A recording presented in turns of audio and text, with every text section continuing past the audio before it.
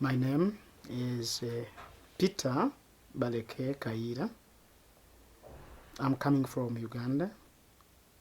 I'm one of the members in a group which was affected by a forced eviction to create space for a large multinational company, the Newman Cafe Group, based in Hamburg, Germany, to create space for a land for them to start growing coffee in Uganda.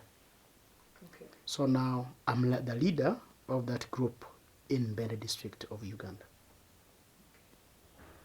In my background, I'm a teacher, and we used to have some workshops and lessons with the Red Cross, which was actually giving us some insights into the human rights, the United Nations human rights law, and this issue of human rights. Then when our constitution was finally promulgated in 1995, it has a very good bill of human rights in chapter 4.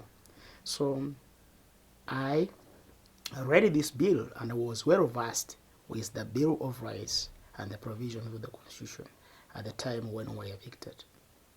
Okay. Well, Uganda is trying to transform the agriculture. Mainly, the agriculture in the country is done by small peasant farmers, for subsistence farmers. But now, under the program which is named the Program for PMA, Plan for Modernization of Agriculture, the government wants to move from subsistence farming to large commercial farming. And this is very difficult for the government because land is occupied and owned by the people. So in the bid to obtain land, now government is resorting to somehow using force to get land from the small subsistence farmers, allocating it to the large commercial farmers. This is the origin of the problem. Okay. While the case is already reached somewhere, I may say we are almost celebrating success, but after through a long struggle. So this case originated in 2001, when government took our land using military force. We were more than 400 families, but then people did not know what to do after the military eviction. The government went into negotiations with the company, the Newman Cafe Group, and then after they had struck a deal, then the government deployed the army to evict us militarily. During the process, it was very rough because during the process, we were beaten. The houses were destroyed beyond human habitation. Property was looted. You know, in Africa, some of these houses were grass thatched. So those ones which were made with grass roofs actually were burnt. Yes, no property was recovered. So people did not know what to do. I decided to organize these people into a group. We have not registered this group because we feared that the government would interfere with our business. Because if we register the group, then it becomes a formal group which government has to control. But we are just a pressure group. We remained a pressure group to demand for our rights. So this group is called Wake Up and Fight for Your Rights, Madudu Group. So I took to lead the group because none of those people knew what to do. Even those who knew what to do could not dare challenge the government. So we organized ourselves, I registered the group, and finally we were able to file a case against government. And so we have been all through the process, and just of recent, on the 28th of March this year, is when we actually got the judgment in our case. So we have high hope of succeeding because in the first judgment, we emerged the successful party, and we were awarded all the remedies we asked from court, including returning us to our land. But The return to our land is not very direct as such, because the judge allowed us just to put a charging order on the title, which means we shall be an encumbrance to this title. And then this is going to stimulate another dialogue, whether we are returning the land or the company is hiring the land from us. Well, the international community has been very commendable in this struggle, because if you talk about Uganda, very few people can understand and identify where Uganda is found. Yes. But this company, the Newman Cafe Group, is more popular than Uganda, a country. So the involvement of the international community, the involvement of the international media, and the organizations like FIAN, Action Aid International, the ICJ, and very many other organizations, I think, including Amnesty International. These organizations have been very instrumental in spreading the campaign to the international community. The media is being a very good mirror to reflect the atrocities of the government and also the abuses of the companies. So I commend them highly. There is trust in the legal system. As I told you, we have the national constitution, which actually has divided the government into three arms, which are independent. We have the judiciary, which is independent of the others, the executive, and the legislature. However, I must also point out that there is some kind of influence peddling the judiciary from the executive side. Because if you look at our case, this is a case which filed on the 15th of August 2002. It has gone through the hands of 6 judges, and it was the 7th judge who delivered justice. It is not because the other judges did not want to or they were unable to, but because of the influence peddling of the executive arm of government. Because whenever the judge was coming to almost reaching the substantive hearing of the case, then this judge would either be transferred or be sent for further studies. And then we would go back to start from zero. Yes, and this was actually planned for before. Because before the eviction, there were some meetings, a series of them, and the government was always being represented. So in those meetings, the representative of government told us that we are going to evict you forcefully from this land. And we know you will go to court. But then you have also to know for sure that the government also controls the courts. And we are going to delay your case for 30 years.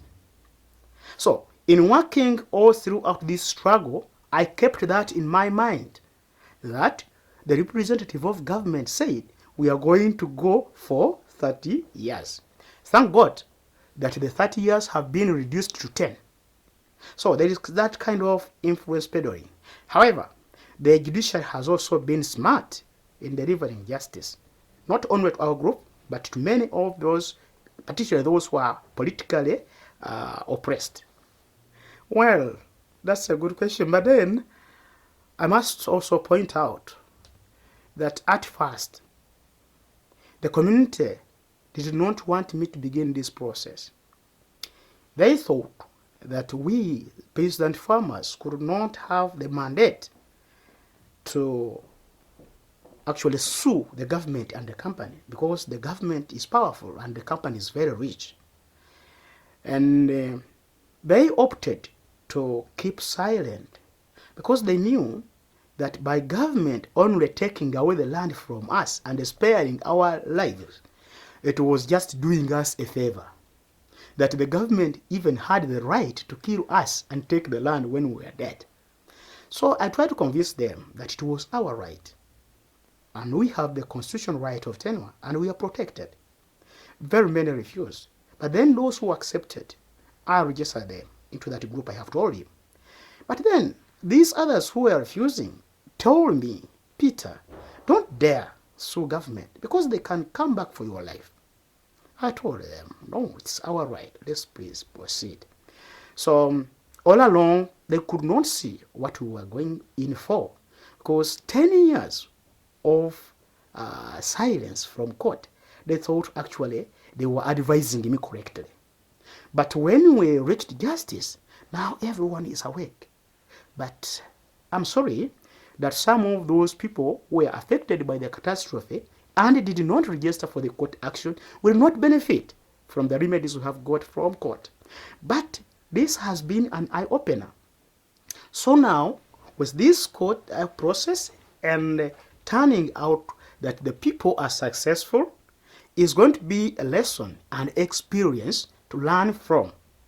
Many people are just in that kind of thought that, government has all the power and we are at the discretion of its decisions. Now that is long gone with this decision. And are you in touch with other people in Africa who had suffered a similar story to maybe advise them or share experiences? Well, I had nothing to share, but only the daringness. I have been sharing with many more groups, telling them how they could go over it. But then they could not believe. It was a little bit incredible. Then if you say that it is working to sue government, then where are the results? So the results were not there to celebrate. Now that I have the results and positive results, I think I have something to share. Yes. And this judgment, I think, is going to be very, very useful to the small communities. There is this problem of land grabbing, and it is becoming more and more widespread, particularly in the sub-Saharan Africa region. So I think we are setting a precedent for others to follow.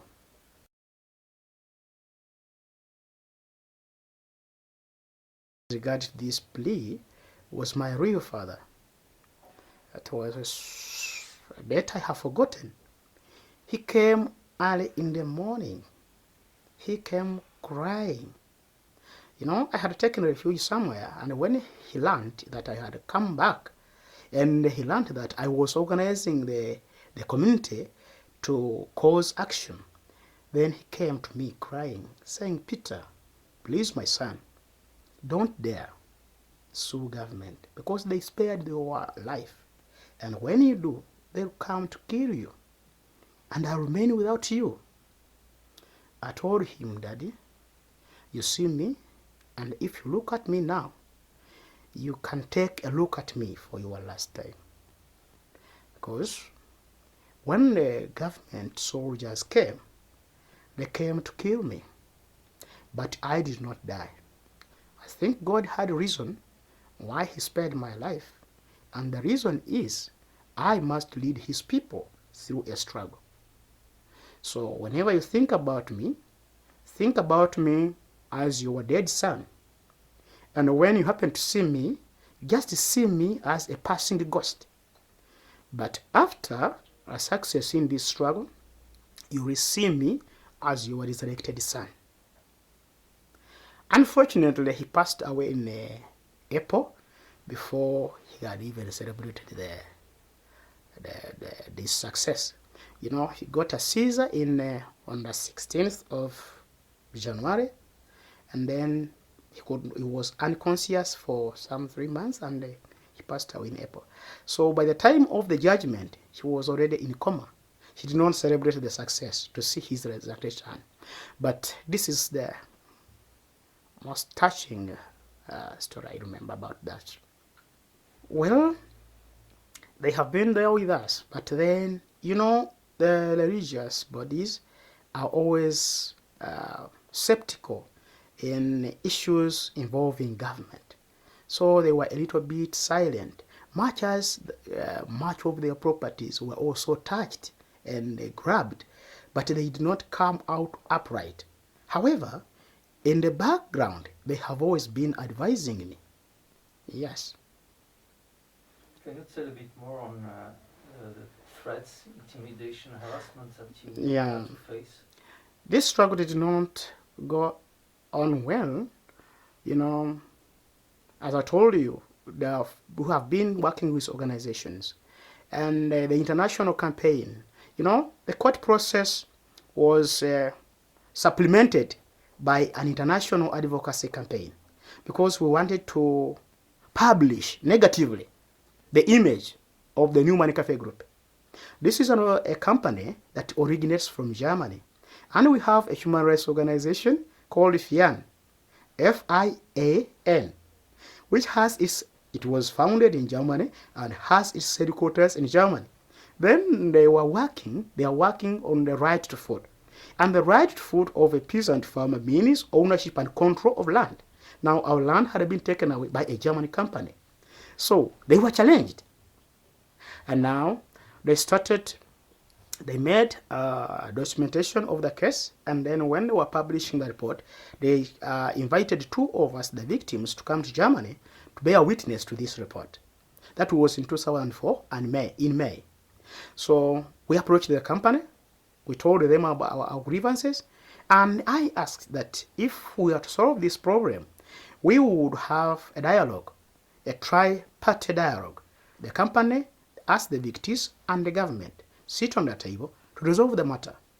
So when the company reported to the government saw that I was becoming a little bit bigger than it would contain. So they decided to use a mechanism. Which mechanism is this? Just to prefer charges against me, to throw me to prison.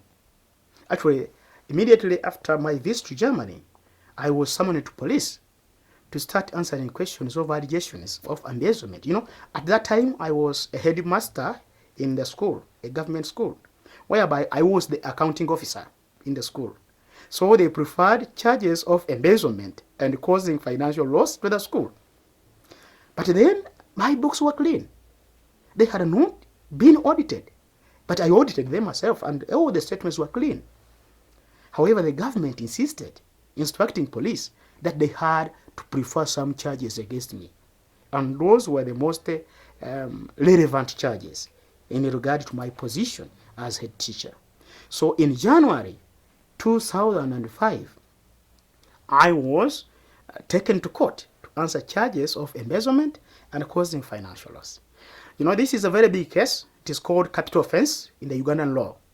So I could only get bail from court on just two grounds: the ground of old age and the ground of sickness, neither of which was applicable to me, because at that time I was just 34 years, and old age is counted at an age above 50. So I was just below age. Sickness, I was very normal, so I could not have bail. So I had to serve a remand period of 157 days. So the government produced 5 witnesses to court to testify against me, and all of the 5 witnesses turned up hostile to the government. And then on 28th of June 2005, the judge acquitted me for no case to answer. So these threats were there, and they wanted even to threaten me with other threats, but they sent spies, wanted to connect my actions to maybe the rebel activities in the country, but I was always there on my job as teacher every time. So I was a little bit clean. That was the only threat, but it was not very nice. Well, it was mixed feeling. Some of them, seeing a person at my level so daring to challenge government, they thought I was great. But some of them thought, no, this guy is just arrogant. Nothing will come. But then I always convinced them that the best judge in the world is time. Let's give things time. You will see. And those who have lived up to this time, they have seen me emerging with success. So it was mixed feeling, really. I started calculating my success when the second last judge ordered us, all the litigants, we are 3, the government, the victims, and the company. So this is Justice Faith Monda. I think she is the most instrumental person or judge in this case I remember. Why? I had a threat. that during the process of bringing witnesses to court, the government will use its machinery to intimidate them, and the company will use its money to bribe them, to shy away. So, when you are going to court, you have to tell the court which witnesses are coming when. So you tell them that tomorrow I'll be bringing 3 witnesses, so and so and so. But then, at this stage of witness stage, the judge ordered that we hand in written sworn evidence statements. That was perfect. It relieved me of that threat I had anticipated. And then we made our statements sworn. We produced 10 statements from 10 witnesses. And then the government just saw everything on table. Can you imagine?